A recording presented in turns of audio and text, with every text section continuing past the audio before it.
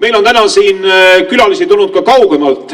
Ma küsin, vaatan külalistele otsa, kas te olete valmis natukene ka sõna sekka ütlema? Olete valmis? Meil on koha peal siin Riigikogu saadik Peeter Ernits, anname siis sõna talle, palun.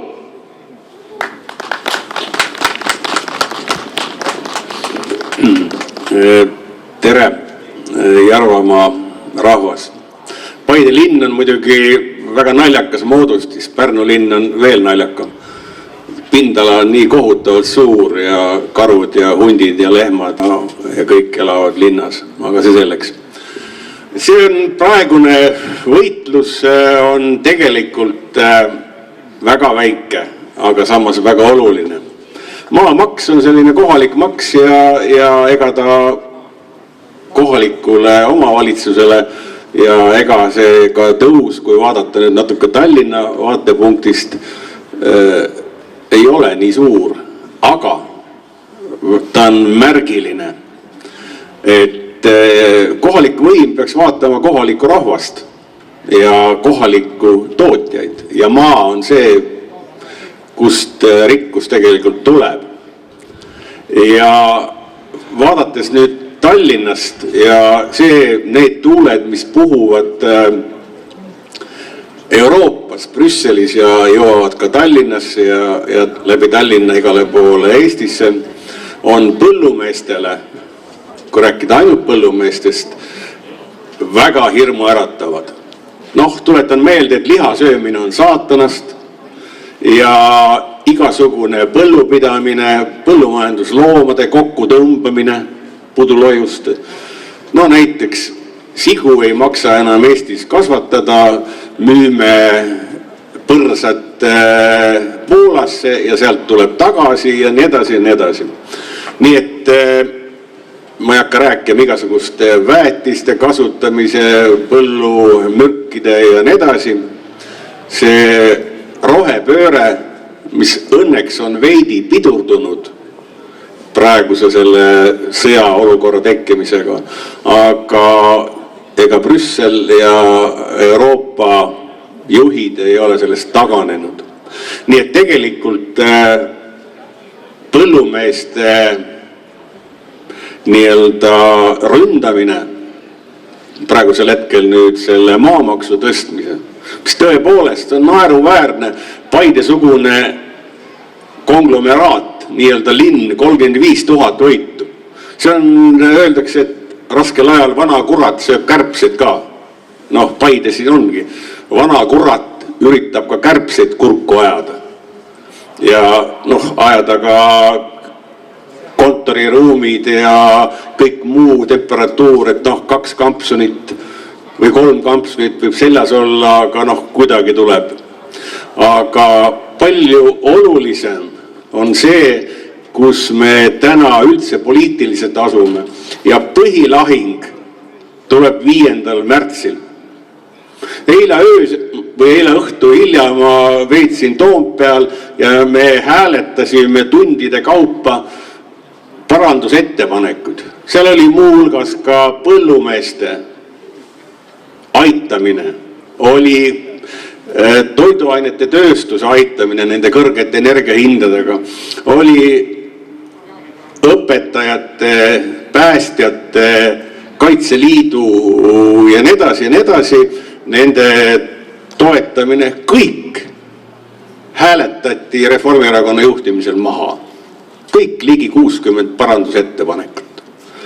Ja mis põhiline on, et ma ütlen, et see põhiline lahing tuleb 5. märtsil ja lahing selle eest, kes valitseb ka edaspidi Eestit.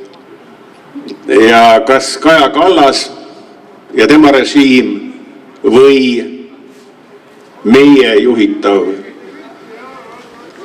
valitsus. Ja see on põhimõtteline. Kas me vaatame Eesti peale ja mõtleme Eesti inimeste peale, põllumehed kaasa arvatud, või vaatame, mis Brüsselist tuleb, kõik see rohepöörde hullus, see venestamise laine, mis on rullunud Kaja Kallase juhtimise üle Eestimaa. Karl Vaino kahvatub selle kõrval. nooremad võib-olla ei tea, kes oli Karl Vaino. Aga laulev revolutsioon algas sealt peale. Ja praegune nii-öelda venekeelsete inimeste saabumine Eestisse ületab mitmekordselt. Ja samal ajal räägitakse, et eesti keelele peaks üle minema ja nii edasi ja nii edasi. See on nagu aukliku või sõelaga vee kandmine. Kelle kätte jääb võim, kas eestlaste kätte või kellegi teise kätte? Me oleme kulutanud juba praeguse hetkeni 1,6% oma SKT-st Ukraina aitamiseks. See on maailma rekord. Ja 0,6% siia saabunud pagulastele.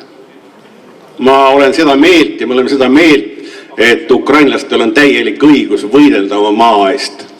See on nende maa. Samamoodi kui keegi kavatseb meie maale kallale tulla. Aga me peame eelkõige mõtlema oma inimestele ja oma rahvale. Ja need asjad on väga kiivas. Nii et põhiline lahing tuleb õige varsti, 5. märtsil. Ja ma loodan, et kõik, kellel on Eesti kallis ja eesti keel ja kultuur, ütlevad oma sõna.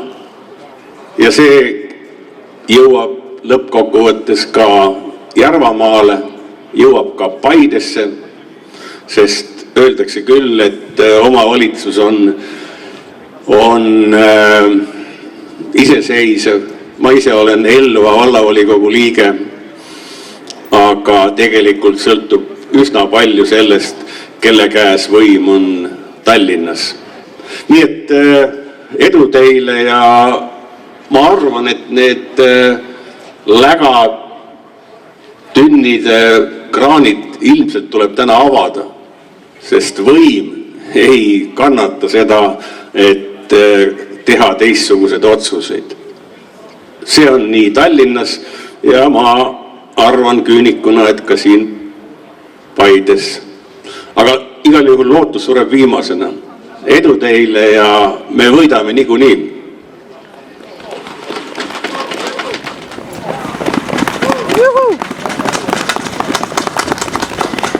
Hea oli kuulda vähemalt seda, et kui toimus parandusettepanekute tegemine, et siis vähemalt parandusettepanekud olid asjalikud.